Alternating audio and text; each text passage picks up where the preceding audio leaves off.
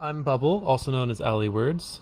I have a bachelor's degree in philosophy and I've worked with and written about Prometheus Rising over the past 5 years. Last week we read Chapter 6, The Time-Binding Semantic Circuit. If you missed it, look it up on our YouTube channel. This session will also be recorded and uploaded. So the exercises last time, did anyone have a chance to try any of that? I tried one, incidentally. Um, Someone left I came across a DVD of a movie called God's Not Dead, and it is a Christian film about an atheist professor who does not act like any philosophy professor I ever had, who's like violently atheist, and he forces all of the students on the first day of class to write like God is dead. And this one kid, he refuses, because he's like a devout Christian. And then it's like I didn't get all the way through it because of just like I've been busy lately, but he it's about his relationship with God. And I think the atheist professor at the end probably converts to Christianity because he realizes maybe he should soften up a little bit. But so I'm not an atheist myself, but it is definitely not the worldview that I'm from. It's from people that are like violently anti-philosophy. Whoever wrote that film was very ignorant of philosophy and philosophers, and like their arguments for the existence or not arguing for the existence of God just like had no connection with the history of theology. Like they could have just dropped in Kierkegaard and resolved the whole thing. So yeah, I'm rambling now. That's interesting. But yeah, it's good to find like movies are really easy. You can find movies that support ideologies that you don't agree with. A good thing to look at that is of historical value is there are a lot of early USSR cinema that were like avant-garde. Like they invented the montage, so like you learn about the history of film, but you also see how they're using it to like glorify the working class, and you can see a very different kind of dialectic. Yeah, good stuff. I had a question. When I was doing this exercise, I did get a short chance for it. I found it quite hard to really have something of a new insight. I was wondering if you had any like aha moments about this experience that you thought are interesting to share. um Not with that movie. uh so one of the philosophers related to negentropy and accelerationism, there's a whole movement now called accelerationism, is Nick Land, who is himself, or maybe was an occultist. He did stuff where he created a decimal-based Kabbalah system, like starting with 0 through 9, called the numogram. And it was like also based on like Cthulhu and Lovecraftian stuff. But he has moved to China, and I'm not totally up to date on him, but his works at the very least are used by a lot of accelerationist, they call themselves the Dark Enlightenment philosophers. A lot of them are very fascist and racist, and there are like subreddits where you can read, where they like post, was it like the Daily Mold Bug or something? I don't keep up with it, but and they like find articles that support their racist ideas, and then they comment about it, and it's interesting to see these people. I actually read the subreddit for like a month or two, like not every day. And there were times where I could really feel the emotion and the hurt that some of these people had, how threatened they felt. And a lot of it is about themselves feeling threatened. And that's like threatening their Second Circuit and even their First Circuit, especially with the rioting that has happened in America this year. There were some Telegram groups that I was watching where I was looking at both Black Lives Matter groups and also reactionary groups just to compare. The intel they were sharing was interesting. And yeah, it can be an experience watching like the Black Lives Matter riots as they were happening on Telegram. Yeah. Yeah, I did that too Yeah, and sometimes, and you also really feel, definitely the different yeah, echo chambers, and they touch here and there sometimes. Like even you'll see instances where the same info bit again it gets explained differently in these different groups, and exactly. each will use it just the same way as the other group is to fuel the fire of their cause and so on. Yeah, I guess I stumbled Yeah, exactly. like accidentally into this group or a couple threads that had to do with this new meme format, which is again, relating a lot of mysticism and philosophy, ancient history, things that are very dear to me and inspire me to do great. People are putting this together and sewing it into some kind of a ethnic supremacist narrative, and that's it's kind of quite shocking for me to see. So then I figured, hey, let's stick around for a little bit and take a look, because I was gonna go try anyway for the exercise, but then to see again, what is inspiring me to open my heart and develop things like empathy and altruism for other people. It's fuel on the fire of their like ethno-nationalism and those kind of things. It's really crazy to think about that. I guess that was my primary insight from the exercise. Yeah, that's what it was for me, really, is just having empathy, and especially in the more extreme groups that you either agree with or you don't. They're all people, and a lot of them in the more extreme groups are really afraid, is what I've seen in the looking at like the more racist type groups. And they deserve empathy, even like everyone does. And if you can actually feel their fear, even if you come to the conclusion that's irrational, I think that is a valuable human experience.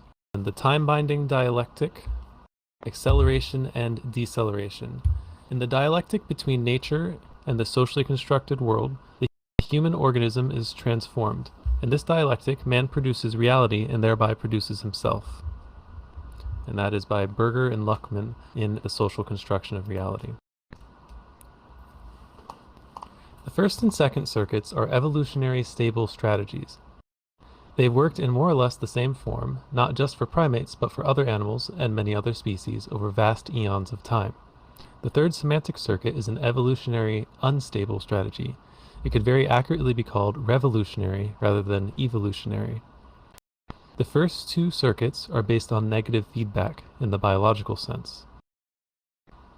They maintain homeostasis, that is, they return over and over to the same ecological, ethological balances. They function on negative feedback. The function of negative feedback is to return to such a steady state. The time-binding semantic circuit is not based on such steady-state positive feedback. It is a mechanism of what cyberneticists and biologists called positive feedback. It does not return to a steady state, but constantly seeks a new equilibrium at a higher energy level. Negative feedback returns to a fixed point like a thermostat. Positive feedback seeks a moving goal like a guided missile. The first two circuits maintain that which is more or less constant in human affairs. They are totally cyclical and relate directly to the cycles found in history by Vico, Hegel, and similar philosophers. The third circuit has always been hemmed in and heavily sanctioned with rules, laws, prohibitions, taboos, etc., because it breaks up such cycles. It leads, if unleashed, to an upward hurtling spiral. In societies where the third semantic circuit has been partially unleashed, it has never been totally freed in any society, the upward spiral immediately appears. This used to be known as progress before that word became unfashionable. The upward spiral, whether we call it progress or not, is characteristic of what Karl Popper calls open societies. These are secular humanistic societies, cultures relatively free of taboo and dogmatism. Such freedom, up to and including the present, is only relative because many taboos are unconscious and pass themselves off as common sense or common decency. Whoever challenges them is by definition a heretic, by definition a traitor, or by definition an irresponsible nut. Rationalists, who dominate in relatively open societies, also have their own taboos, as we shall see. It was historian Henry Adams who first conceived the idea that there might be a mathematical expression describing the rate of change of human societies. Under the influence of Newton's physics, Adams suggested, and he was very tentative about this, a fact to be remembered by those who ridicule his naivete, that the utilization of energy might move forward as the inverse square of time, just as Newton's gravity functions as the inverse square of distance. Accepting the anthropology of his day, Adams assumed that humanity in its present form was about 90,000 plus years old. He then reckoned that it took most of that time to arrive at Galileo, the scientific method, the beginnings of the Industrial Revolution, and the great leap forward in energy utilization characteristic of the modern age or the open society. Since 300 is the inverse square of 90,000, Adams assumed that the next great leap was happening while he was writing around 1900, 300 years after Galileo. Looking about him, he decided this next jump to a higher energy was occurring in the researches of the Curies, who had just discovered radioactivity. As many commentators have noted, it is impossible to read Adams on this subject without feeling that he is very accurately forecasting the atomic age. Adams went further with the exhilaration of a great idea. Since 17 plus is the inverse square of 300, he predicted that the next great evolutionary stage would begin in 1917 plus. And since the inverse square of 17 is 4 plus, he predicted that the next step in around the next step would be around 1922. By then, he said we should have infinite energy at our disposal. It didn't quite work out that way. Nevertheless, Henry Adams was on the right track. His math was just oversimplified. Also on the right track was Henry's brother, Brooks, who was also looking for laws in history.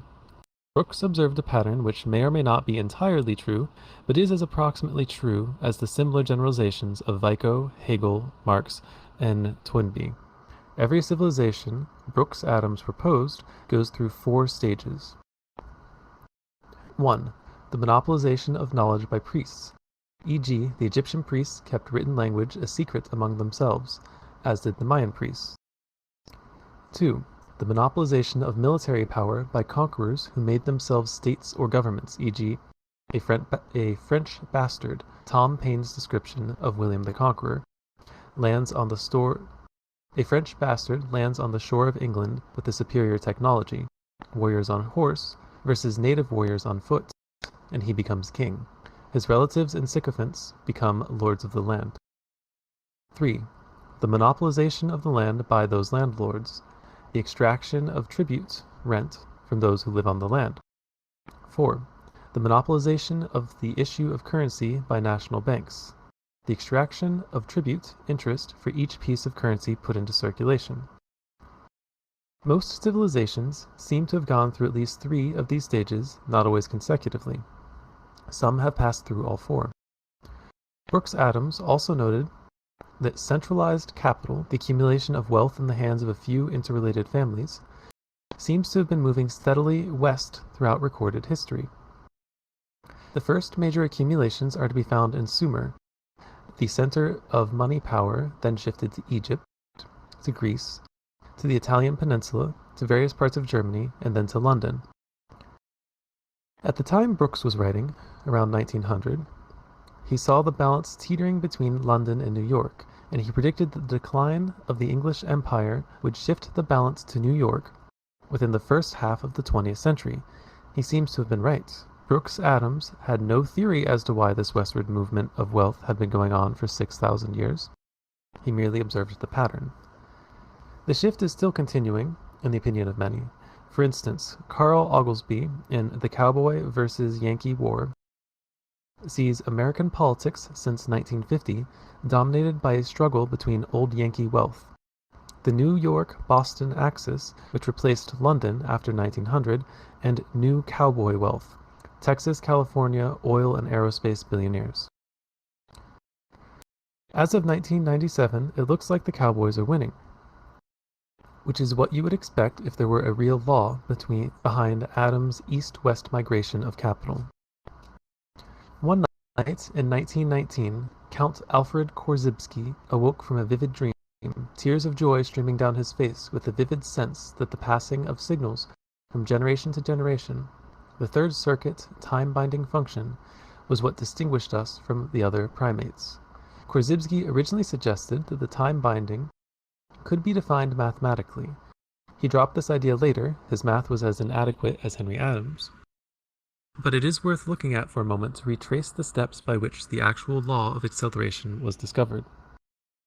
What Korzybski assumed at first was that if all the inventions, discoveries, etc., of some hypothetical first generation of humans could be represented by p, and the rate by which the second generation could surpass this r, and mathematically, the sum of total inventions, discoveries, etc., at the end of the second generation would be PR, p times r. Quite true algebraically. Then, after third generation, the stockpile would be p times r, and after 4 generations, p r r r. Generalized, this becomes p times r to the power of t, where t is the number of generations from whatever generation you have picked as your baseline. There's a little blank in the copy of the PDF I have, but it says the curve of, if you put it on graph paper, ascends more rapidly with each generation. Korzybski was looking straight at what Alvin Toffler later called future shock, and was trying to write a mathematical formula for it. Many variables in economic technological history do, in fact, fit Korzybski's PR to the power of t function, but others do not. The math again was too simple, and everything does not change at the same rate. Nonetheless, Korzybski, like Henry Adams, was groping towards the truth. Acceleration is real, and it is intimately connected with time binding, the passing of signals between generations. What underlies the accelerations noted by Henry Adams and Korzybski is nowadays known as the selection of negentropy out of stochastic processes. Our understanding of this is chiefly due to almost simultaneous discoveries, 1946 to 48, by quantum physicist Erwin Schrödinger, mathematician Norbert Wiener, and an electronics communication expert at Bell Laboratories, Claude Shannon. A stochastic process is a random series, but it is a special kind of random series. In a stochastic process, some agent or agency is making selections, picking out of the randomness a pattern that is not random. So a stochastic process has a random series, but then a person or a computer or something is picking elements out of that random series of whatever it is that it's generating. So it's finding a pattern out of randomness. A pattern that is not random is known mathematically as information. Information can also be defined as organization or coherence. Gregory Bateson has defined information as differences that make a difference. Information, coherence, differences that make a difference, Korzybski's time binding. These are all aspects of the unpredictable. If you know something already, you can predict it easily on the basis of what you do know.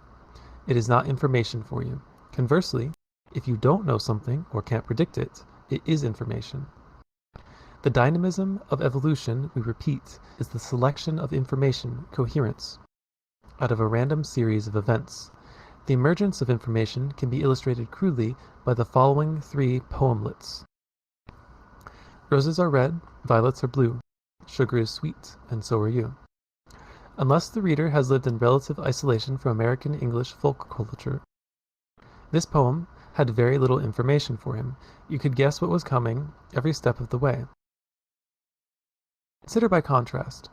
Roses are red, ink is black. Do me a favor, go sit on a tack. This crude jest of grade school origin has more information for readers because it is less predictable. Another leap in information content occurs in Steve Allen's. Roses are red, violets are blue. You think this will rhyme, but it ain't gonna. Alright, we went through a lot of stuff, so it might be an okay spot to stop, and maybe you can ask questions, or I can recap what we went over. I think a little recap might be good, but I also have a question, because I seem to notice Robert Anton Wilson is explaining many instances here of, well, how people attempted and had some kind of a success predicting, important moments in society and history. Do you think he's trying to make a point about something, actually the ability of being able to do this, or is he making a point about, how they were kind of right, but also wrong in many ways, and how you really cannot predict too much? I was kind of wondering about that so far. If that makes any sense.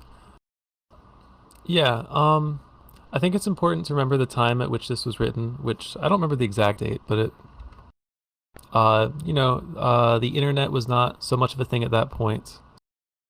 Um, we just live in Mm. a very different world. We're meeting in virtual reality to discuss um, philosophy about consciousness. But yeah, so he's bringing up examples of how the main difference between us as humans and animals, as far as we can tell, is the time binding circuit, Right. which by binding time or creating coherence in the form of symbol sets, you're able to transfer information from generation to generation.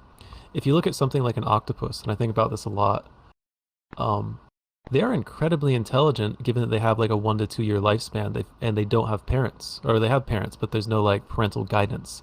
They are abandoned. The few that survive learn how to mimic things on their own, and what kinds of things they should present themselves as, and how to use objects to camouflage themselves or as armor.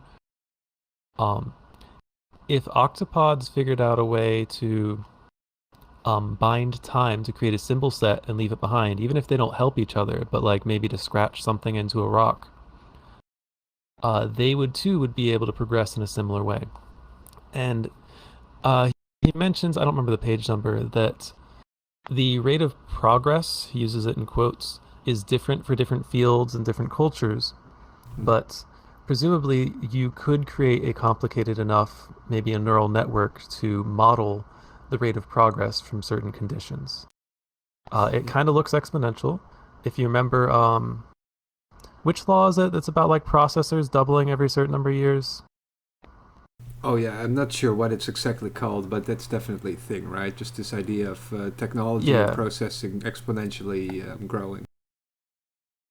exactly. And it was an exponential function. It was like the initial inventions of a culture times the inventions of the second generation, and then to the power of the number of generations. And the ideas keep getting combined and recombined to create new things, sort of like atoms combining with molecules, and then you combine those molecules to produce other things.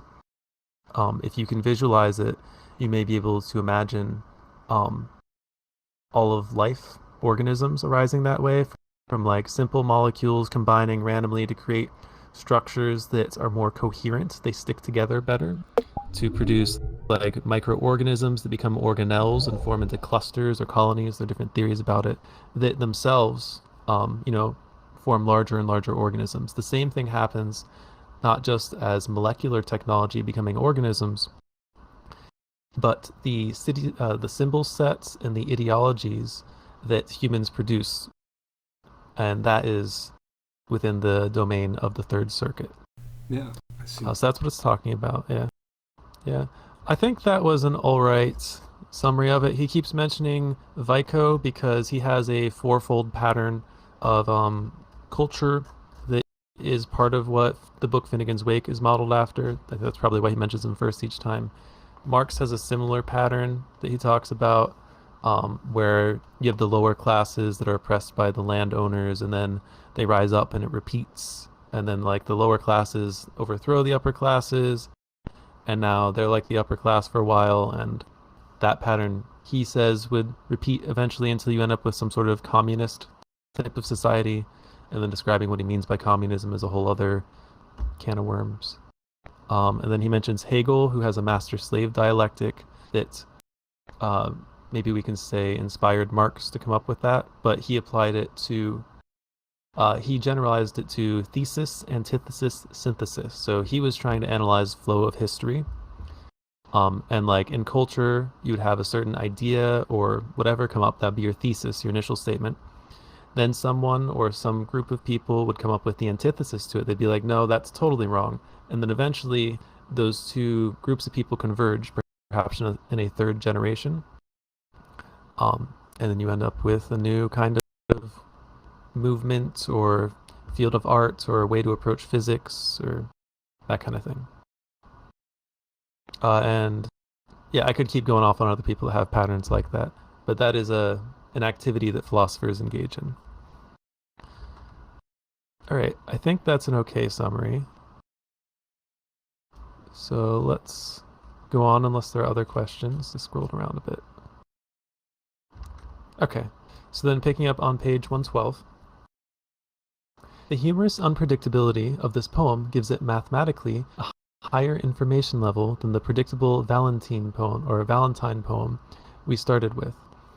If this is obscure, try it in terms of Bateson's elegant simplification. Information is difference that makes a difference. Information is also known mathematically as negative entropy, or in a widely used abbreviation, negentropy. Entropy is a measure of the deadness of a system.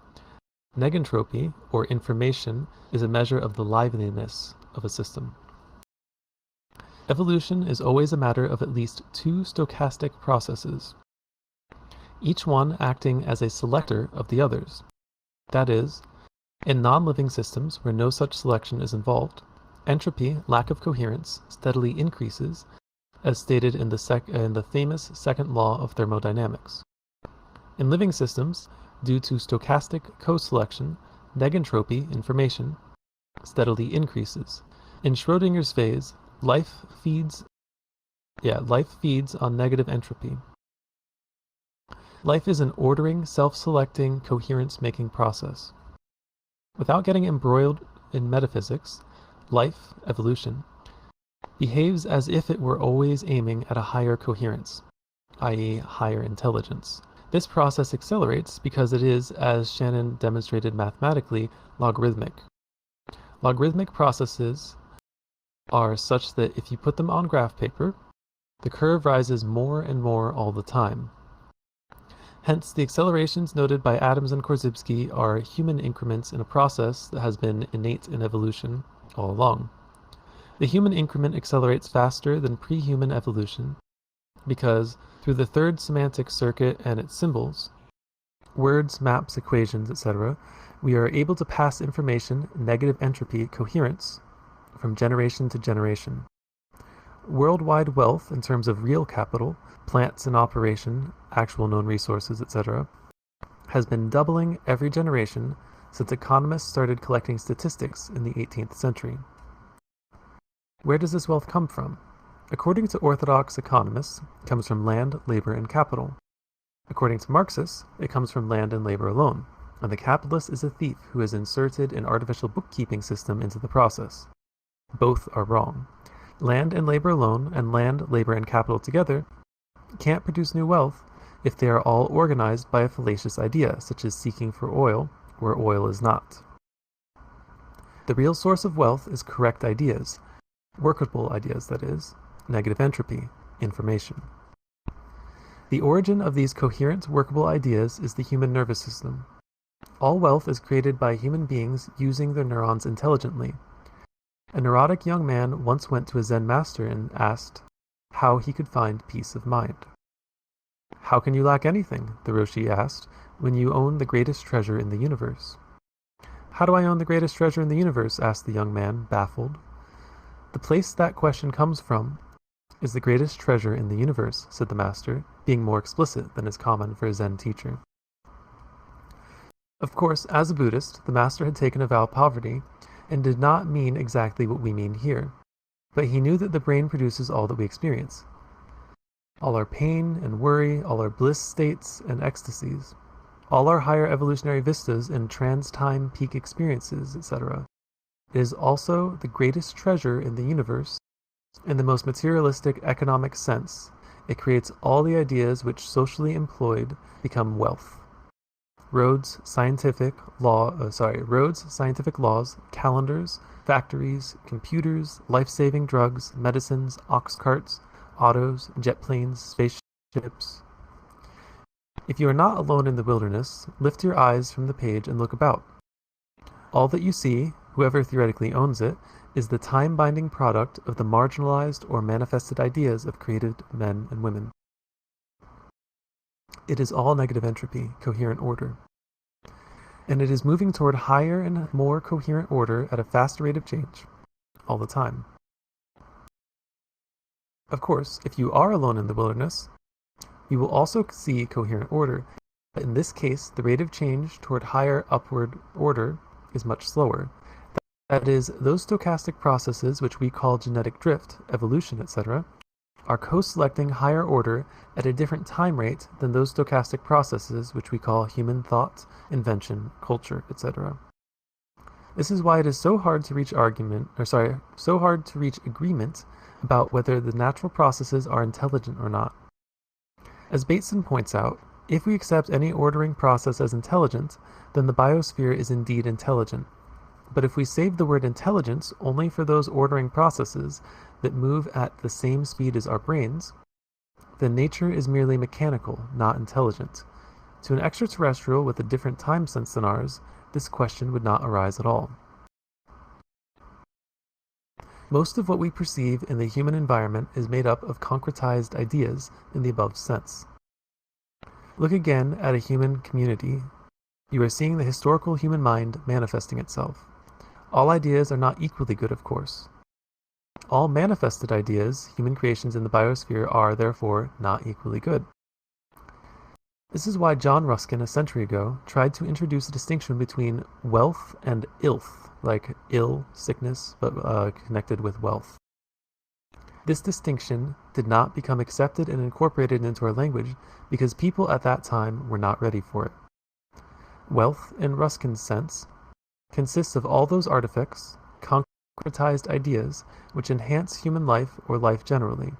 Ilth consists of those artifacts which destroy, demean, or degrade life. A factory that pollutes the air or water is ilth in this sense. So is a bomb, a sword, a pistol, a tank of nerve gas. The westward migration of capital, noted by Brooks Adams, was a migration of both wealth and ilth. Obviously, under primitive planetary conditions, finite space and finite resources, the ilth was perceived as necessary to protect wealth. Territorial politics are much the same among domesticated primates as other mammals. The primates are just smarter at building more and more omni-lethal weapons faster. This was originally a survival trait, an evolutionary relative success, because primates are born without the physiological inbuilt weaponry, lethal teeth, claws, horns, etc., of other mammals. Since the Age of Reason in the 18th century, the exponential increase in wealth, life-enhancing ideas manifesting, has led to more and more utopian yearnings. At the same time, the equal and opposite increase in ilth has led to more and more dystopian and apocalyptical fears. Alright, and then we have this picture here. So, you see a picture of a wave, and you see a dollar sign on it, and it says move west. And it's showing how, according to that one pattern that people have observed, that it appears as though capital moves west. You can see it moving from London at the bottom to New York to Los Angeles and then to Tokyo.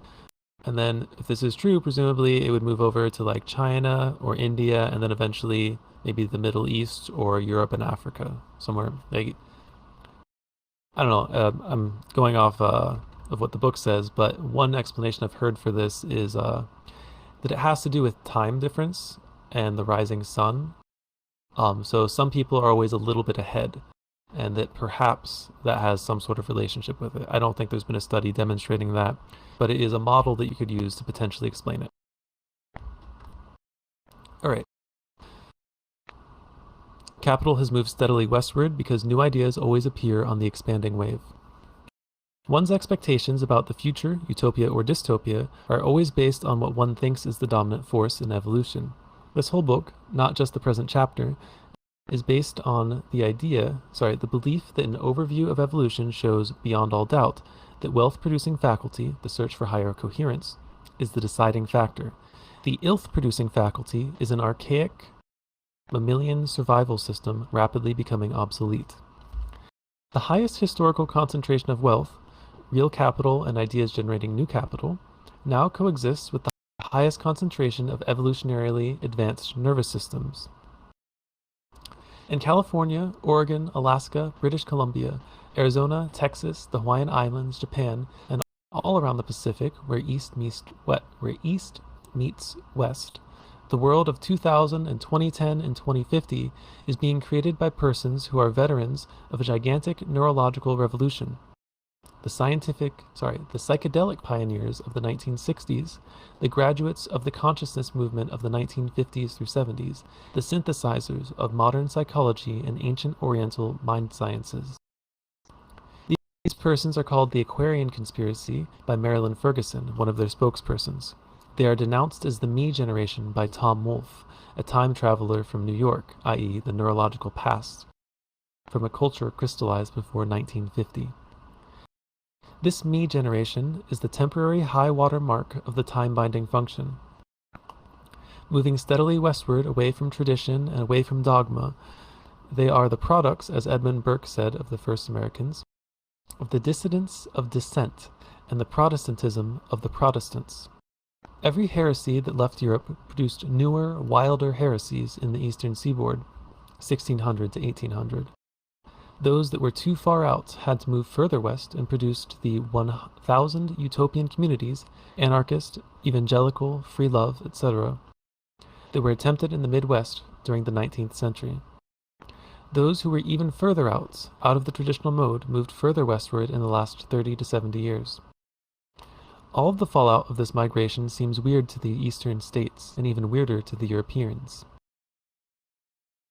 It all became much weirder still when it hit the Pacific and began to interact with Oriental neurosciences and brain change arts like yoga and Taoism and Zen. It swallowed the Oriental lessons whole without becoming Oriental entirely. It remained Western, the dissidents of dissent, etc., and has been gaining momentum and direction for 2 or 3 decades now. It aims at higher coherence and higher intelligence. This is the new power elite.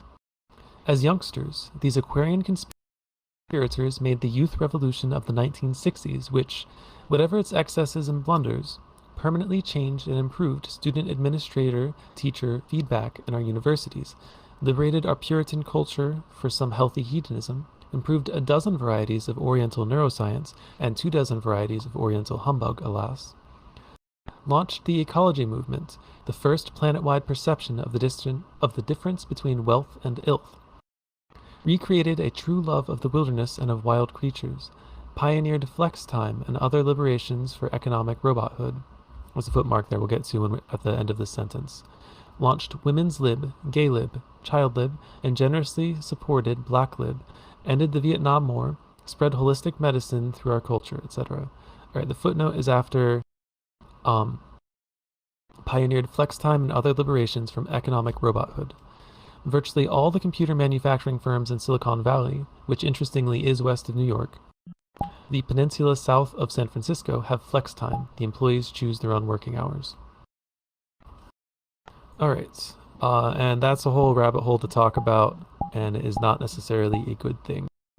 But, or the way in which that can be used to manipulate people. Alright. I have one thought, Bubble. The same group... Just wanted to call out, it's also kind of interesting to note that, a lot of these guys involved in Linux and other, like individualist or freedom-oriented software, I believe they're also from this generation that was just described, kind of the hippie wave. Or the... Yeah, I was actually just thinking of the way Steve Jobs... Oh, right. Yeah, those two. They come from the same nest, Apple is strangely. like Linux, yeah. What he was talking about with the flex time is... so I'm going on a little bit of a tangent, but Steve Jobs in particular pioneered that approach of creating a workplace that is so wonderful and utopian that you never want to leave. Right. And it's also related to how psychedelics were co-opted by that group of people into microdosing so that you are a more efficient capitalist robot. Oh, wow, yeah, I heard about that. That's a recent thing. Yeah, if you think about it that way. Yeah, and of course microdosing, and I'm not suggesting it unless it's legal in your area or with compounds that are legal, whatever, can be used for all sorts of things, right? But it's a tool, so be aware of what you're using it for, and of course like physical and legal safety. But because it's a tool, people who are charismatic like Steve Jobs or I don't need to go on too much of a tangent, but like any of the tools discussed in this book can be used to create wealth or ilth and manipulate people in various ways. Yeah, all right. Are there any questions since we've already paused? All right. If not, I'll keep going. Okay. So the same group is now leading the computer revolution, spearheading the drive towards space migration, supporting the Hunger Project, which will abolish starvation in our lifetimes, leading the longevity revolution and the search for immortality, etc. I'm going to pause here for a second because he's alluding to SMILE, which is space migration, intelligence and life extension, or longevity, which is a thing that Robert Anton Wilson and Timothy Leary were involved in together. Yeah, and that's a whole other rabbit hole to go down, but it's interesting, and you can read more about Robert Anton Wilson and Timothy Leary. They created a lot of like comics and books showing their future singularity ideal. And it does relate to some of the later circuits, which he suggests we will only sort of internalize as a culture once we have more people living in outer space.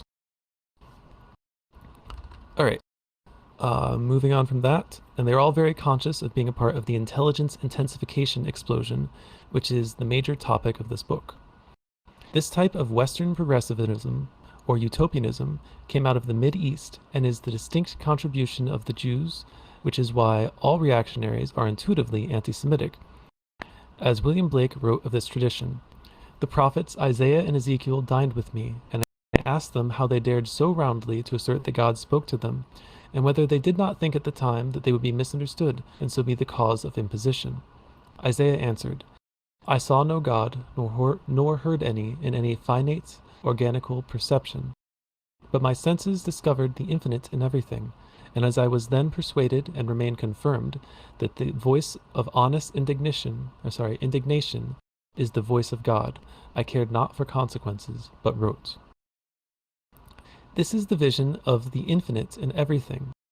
This vision of the infinite in everything is common to East and West. What is distinctly Western out of the Jews is the voice of honest indignation against every institution which would deny or demean the infinity within each human soul. The release of our full human potential to let the light of Prometheus shine everywhere is distinctly Western mystic tradition, and does not appear in Hinduism, Buddhism, Taoism, or any Eastern religion. Thomas Jefferson developed his view that all men are created equal from the perception of the infinity within each of us, which he learned from the Scottish philosophers Reid and Hutcheson. It was also from Hutcheson that Jefferson got his idea of unalienable rights, which Congress, in the interest of stylistic elegance, altered to inalienable rights. So they changed a philosophical term, unalienable rights, to inalienable. All right. The Scottish Enlightenment, like the French and English Enlightenment, was the beginning of the materialization and manifestation of the Judeo-Christian vision of the heavenly city. It was also the 18th century Illuminati circuit, which introduced the concept of progress, the conscious formulation of the symbolism of Prometheus. This vision has been under so much attack in recent decades that to defend it at all will seem archaic and eccentric to many readers. Nonetheless, evolution is real. Quantum jumps do occur throughout the biosphere and throughout human intellectual history. We are riding a mounting tidal wave of rising consciousness and expanding intelligence, which is accelerating whether we like it or not. By and large, most people, and especially most ruling elites, have not liked this acceleration factor. The migration of capital, i.e. ideas, westward, has been largely a flight from oppression, an escapist movement, as critics today describe space as escapist. Everywhere, everywhen, the rulers of society have tried to put a brake on the third circuit, to decelerate acceleration, to establish limits on what was printable, discussable, even thinkable. The Greek myth of Prometheus Bound, the Titan who brought light to humanity and is eternally punished for it, is the synecdoche, the perfect symbol of how the third circuit has been handled in most societies. The peculiar way most societies have imprinted the fourth socio-sexual circuit, the weird taboos which restrain us all in every tribe, however technologically advanced, is part of the acceleration-deceleration dialectic. The fourth circuit has been largely imprinted to serve as a brake, holding back the free activity of the time-binding semantic circuit. This is the historical function of taboos and morality. All right, that is the end of the chapter, except for the exercises. Let's pause, and I'll give people a chance to make comments or questions, and then we'll do a quick summary of the chapter. Go Go ahead. Um, yeah, maybe just in your words, quick summary again of generally the time binding. You know, what does Robert Anton Wilson mean with this specific mechanic? And also then the time binding dialectic. If you could maybe summarize it again one more to drive it home. Yeah, I don't know if I've mentioned the word dialectic, but it's an extremely important philosophical concept. Um, I don't know if I can trace the exact origins of it, but a dialectic, uh, maybe the idea of using different dialectics, as far as I know, off the top of my head, originated with Hegel and people that studied Hegel and Marx. I can maybe In pull that a apart just a dialectic, word, you know, die and lect, you know, speaking from two sides. That's kind of the etymology, I believe. yeah, it's a way of arguing. So like a Hegelian dialectic that gets used a lot is the thesis, antithesis, synthesis. So like for anything, you can analyze it in terms of that, and it gives you an idea of what information you're concerned about, and then your questioning strategies. A Marxist dialectic, you're interested in the flow of power, specifically people who own land or things that produce wealth, and then you're looking for those power inequalities. In a postmodern dialectic, you might be looking to deterritorialize ideological systems. Um, so yeah, it's like your way of asking questions and the kind of information you're interested in is a dialectic. You could actually say that there's like a separate dialectic for each circuit. So in the first circuit, the dialectic is presented as approach or retreat. So the dialectic is about your own biosurvival circuit, your safety, physically, immediately. The second is a dialectic of hierarchy. It's about like us versus them, who's above me and who's below me. The third circuit is a dialectic of time binding. You're concerned in manipulating symbol systems, which again, they bring time down into like a book, or like we're actually using the time binding circuit by binding this book into a video, which makes it into a different kind of experience and allows us to pass this coherence, this negentropy, this information onto other people in a way that works better for some people. Right, so time in time binding is kind of pointing towards just an information or snapshot of information flow, if I understand correctly.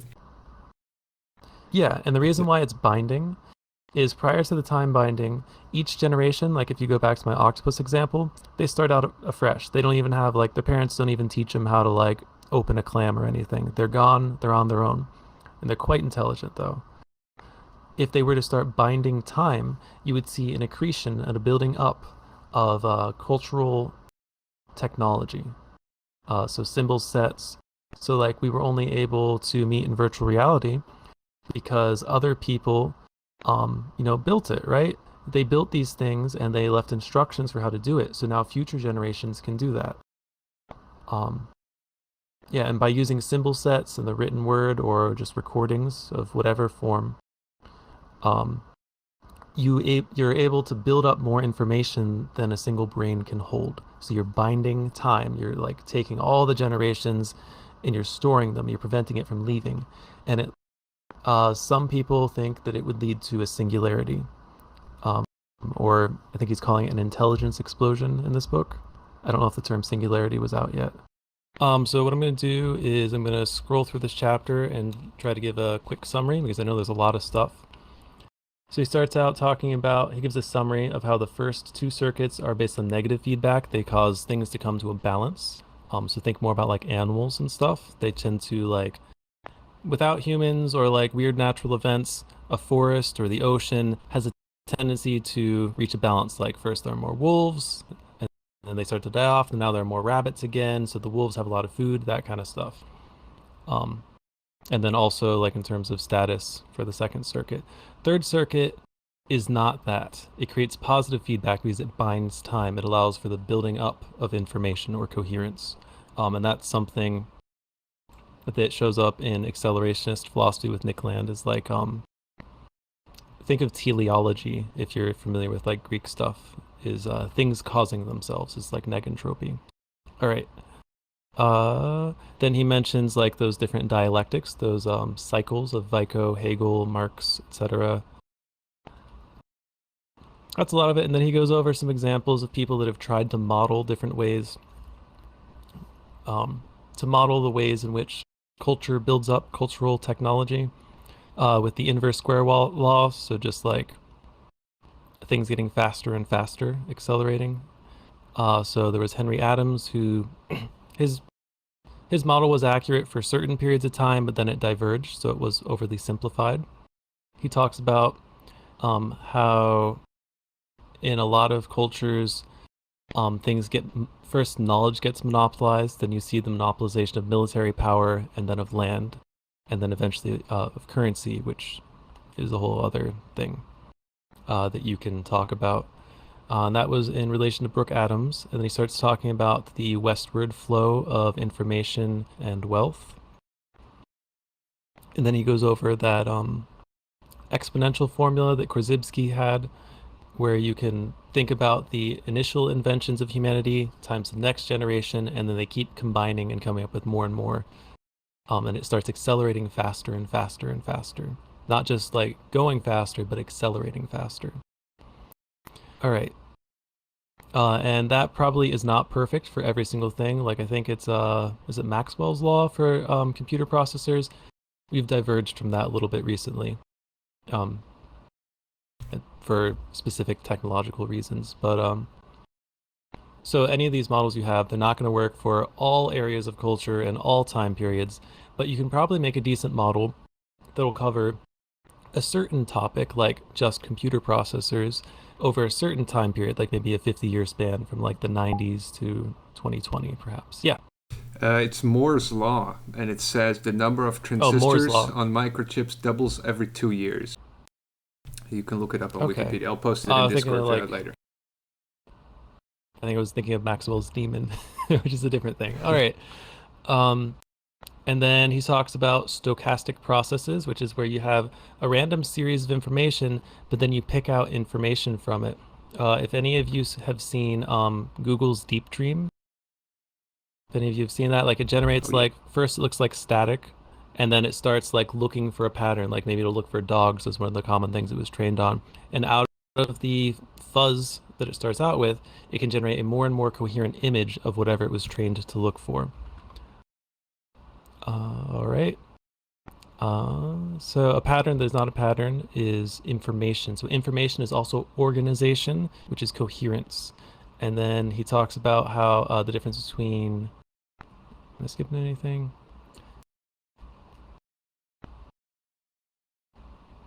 Then there's that little thing there about the Zen master who says that the greatest treasure in the universe is your own mind, because that is the thing that generates information. So there's the difference between wealth and ilth.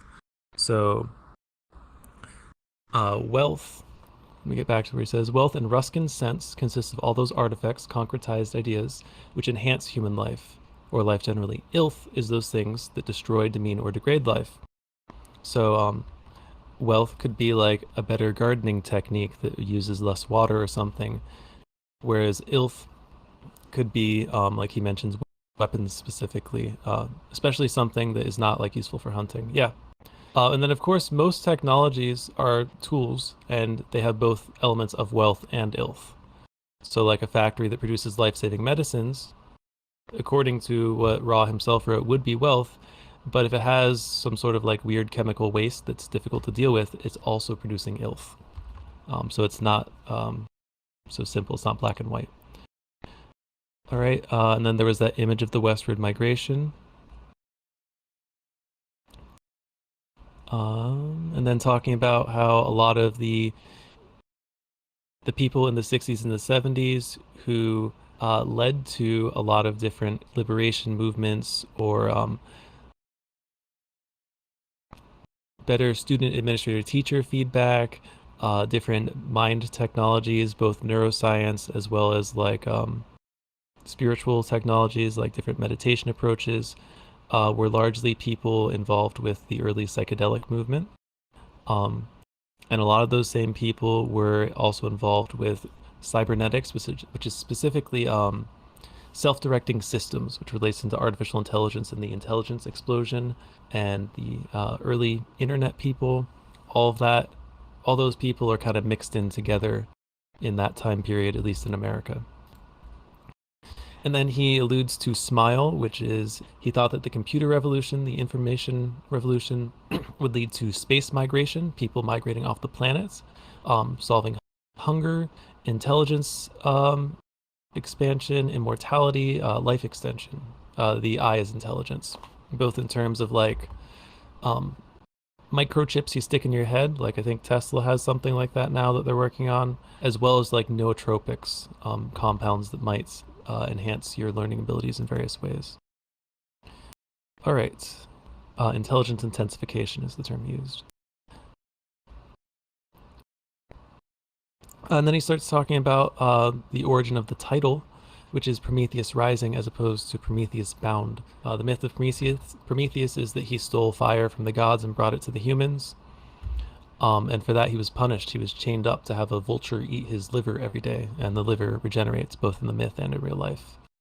So eternally tormented for giving humanity the gift of fire. And the idea is that we should be celebrating people like Prometheus who spread illumination.